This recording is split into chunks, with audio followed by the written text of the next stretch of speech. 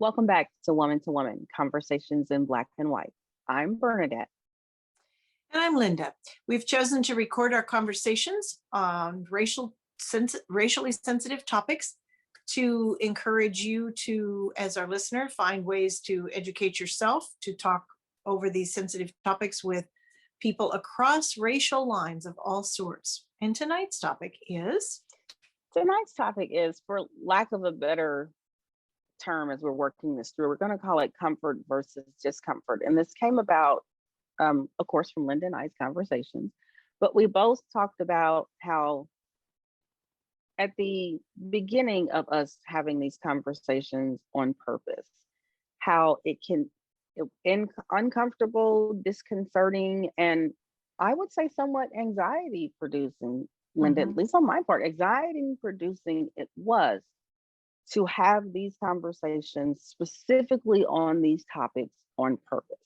Yes. And so would you say those were the same feelings that you had as well, Linda? I would absolutely say it. I felt like I was bracing for this. And it wasn't just the recording, although truthfully, sometimes recording things with video makes me a little nervous, but it was more, we're going into some hard stuff here. Yeah. And we would prepare ourselves and we would set up the topics and we would talk about these things. But by the end, we would feel good about what we had done, but we didn't particularly enjoy the process. And no. And I, like you, wasn't just talking about our recorded conversations, but even when we made plans for you to come and visit or for me to come and visit, just to still talk about it on purpose, just between you and I, that was still anxiety producing for me, because like you were bracing for impact. I was bracing for or waiting for the yeah, but, or what about. And so from this sounds like from different vantages, we were feeling the same thing, but looking for different things that would feel like impact for us. Right. And right. But I don't have those feelings like I did before. And you had said something and I was like, we should make this a video. So can you share what you had shared? I will. I said just moments ago, before we were starting to record this episode, I said, I have somehow it's working out well enough that I feel some ease. We're proud of the work we're doing. We love each other, and it feels like good work. And that months long sense of discomfort that we both experienced it has kind of just faded. And the reason we are choosing to make this an episode of its own is that if you are starting to dive into racial issues, either by yourself or with a partner across racial lines, we would say to you, don't give up. Make it through that discomfort. And you are likely, if you're coming from your heart and your soul, you are likely to reach a place where you are fascinated with what you are learning. And I'm really enjoying it. I read something and I'll say, oh, Bernadette, we got to talk about this on one of our topics. And I may bring to her something that she didn't know, because heaven knows we haven't been taught much about what we're calling whole history, not just Black history, but whole history about what happened on this continent and even globally that affects us. And we're both learning things, though we come from different perspectives. And it's still kind of exhilarating, and I still prepare, but I don't feel the same trepidation that I did before. And if you're on this journey too, which we hope you are, you can say at some point, this won't be quite as uncomfortable for me. And I think that's probably valid. Yes. And you do bring lots of things that I don't know, not a few things. You bring lots. I've learned lots from you. And I don't think people recognize too also, like there's been vantage points and things that you've said that I have had no concept of, because I haven't lived life as a white person in the United States. Like I never thought about having to mourn what I thought the country was or what I was taught it to be, because I never got to live it out in that way. So that's a thought or emotion I would have never had, never stumbled upon, never thought of on my own, because it's not part of my experience. And so there's been several things that I've learned from you, and I was like, oh, I never would have thought about it like that. And so that gives it gives a different sort of, I guess you can say, understanding, Mhm. and a different sort of empathy for what well-meaning white folk are going through right now, because they've never had to examine or look at things in the way that many are choosing. And we're going to say many because we're going to speak that into existence, that many are choosing to look at it right now. And Mhm. so that's not something I would have ever learned on my own or talking to my Black family or friends, because this just has not been a part of our existence. And Right. so that is the beauty of having transparent conversations across racial Right. lines. Right. And also, I think there is the myth that maybe some well-meaning white folks feel that Black people talking about race, like we're more comfortable with it. We're comfortable talking about race with each other. Talking about race across racial lines can be a very stressful, exhausted, and anxiety provoking, and sometimes traumatizing experience for Black people or people of color to try to engage in with Yes. the dominant culture, especially when those persons are not trying to be culturally respectful or humble or even genuine as human beings. So Mhm. don't make the presumption that Black people don't struggle or are apprehensive about talking about race across racial lines, because it can be a very painful and hurtful and traumatizing experience if you're not doing it with safe people. It cannot go well in a myriad of ways. Right. Oh, Mhm. I would agree 100%. Mhm. And for our listeners, we have both Black and white viewers. I know that we Mhm. do. Yes. Um, I'm speaking to all of our listeners, but I Mhm. can say that as a white woman in a man's world, if you leave the race out of it for a moment, Mhm. many of my understandings make a perfect connection because I say, oh, that's what mansplaining is, or something.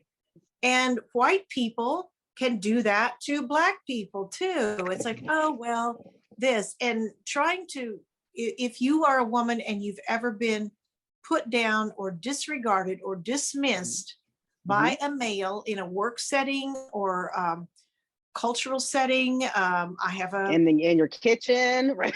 right Mhm. in your Uh-huh. kitchen, Mhm. wherever. I know women who have gone to shop for a car, single women, and were dismissed by the car salesman. Said, well, let's wait until your husband gets here. Yeah. And um, these are things that happen on a regular basis. This sits. Now, if you're a woman and this has happened to you every few weeks or so, just quadruple that and Mhm. figure that this is happening to Black people in our culture on a regular, consistent basis. And so if you go home and you tell your real husband this, that a salesman did this, if he's a really good husband, he'll say, well, heck, how can I support you in going back and getting that to happen the way you want it to? Mhm. But if he doesn't, if he says, well, honey, I'll take care of it for you, it's like, where does that go?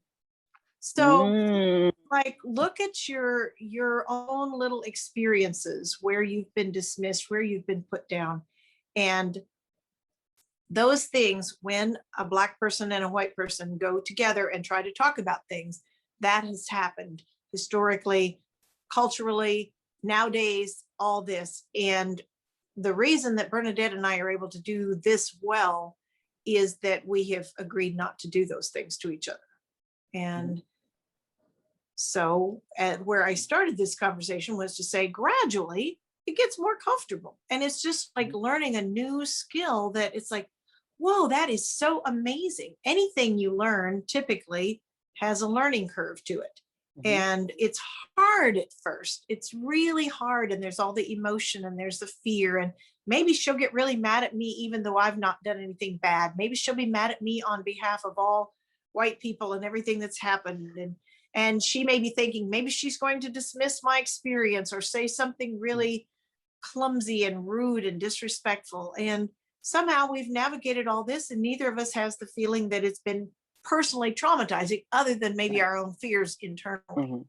Yes. So I would agree with all that you said. And you also just hit a big nail on the head. And I don't know if you meant to, but you did. So I'm going to talk about it. Yes. You said when the wife comes home and says what happens, and the husband can either say, "Oh, how can I support you in this happening in the way you want to," versus, "Well, don't worry about it, honey. I'll go out and take care of it." That right there, Black people or any people of color do not need white people to speak for or on behalf of what we need. We need you to stand with us in Yes. voicing what we need. And so when you said that, that's just what popped in my head. And so we don't need white people to go stand out in front of us and say, "This is what they need. Give them this." Right. No, that is Maybe that is for- not that. Yes, that is not using white privilege responsibly. Using white privilege responsibly is standing next to a Black person and saying, "I am in support of what you're doing. How can I support you in getting access to what it is that you need access to?" Mhm. Not in front, but next to. Mhm. Yeah. Yep. Mhm. So those are just illustrations that pop into my head because of my real life experience and those of other women, but they can be useful as we as white women try to understand the Black experience and be respectful about it. So it's not identical, obviously, and I don't mean to say that it is, but it can be useful in the way of understanding. So Yes. And being open to that, you and I both discovered a new author that we're going to be reading his book soon. oh The book yes. title is Robert E. Lee and Me, A Southerner's Reckoning with, what is it? A Southerner's Reckoning with the Myth of the Lost Cause. Now, how do you pronounce his name, Linda? Because you wrote it down. Okay, I wrote it down. Yeah. Yes. It's an older gentleman, Ty Mhm. Siedule. Ty EY Siedule, and it's spelled Siedule. Yes. And he is a retired Army Brigadier General. Like, whoa. Whoa. And Yes. Southerner all the way, grew up Mhm. with all the myth of the lost cause, and he has come to his own personal reckoning. I can't wait to read the book about the true history of what happened in the South and in those middle states, Virginia, and that were borderline, which is, it sounds like where he grew up. But we're looking Mhm. forward to that. We saw him interviewed, and he looks like a typical white male Southerner, but he has such Mhm. heart. And you know that he had to make some sort of a journey from, if not actively racist, at least deeply embedded in a racist culture. And he Right. made a journey that took him out of that into the truth of what's been Yes. happening. And Yes. I'm excited to read it. And that he can be is your journey, exposing, our journey. yeah, yes. And he is exposing a lot of history that he said, and he was so honest. He was like, "We have been lied to. Yeah, we have been We lied have to. been lied to. There has been information that has been purposely omitted or misrepresented in order to keep these lies alive." And he is just so honest and so heartfelt. Like when he was talking about Alexandria, Virginia used to be a part of Washington, D.C., because that's what George Washington wanted to be. But they left Washington, D.C. because they wanted to continue to be a slave holding entity. He was like, no one ever taught that. And he speaks of different military bases who were named after people who had never served a single day, but only stood for the Confederacy. So we encourage you to get that book. Linda and I are going to start that with our whole list of other books. We're going to get Yes. that ordered. But what struck us both was his heartfelt honesty and transparency about how purposeful lies and omitting of information has continued this systematic racism and injustices, and we have just not been told the truth of our nation. And he was heartbroken by that. He was heartbroken by that. He Mhm. was. And Mhm. he struck us both as just a beautiful human being. Yeah. So taking this back where we started, these conversations that were so hard for both of us and uncomfortable at first, we were successful in creating a safe space. We didn't ever Mhm. violate that. And Right. gradually those hard conversations have become more heartfelt and more amazing. And Mhm. we hope that that energy comes through to you all too. So as Bernadette always says, start talking and keep talking. Mhm. And we'll see you real soon. We'll see. Bye-bye. Bye-bye.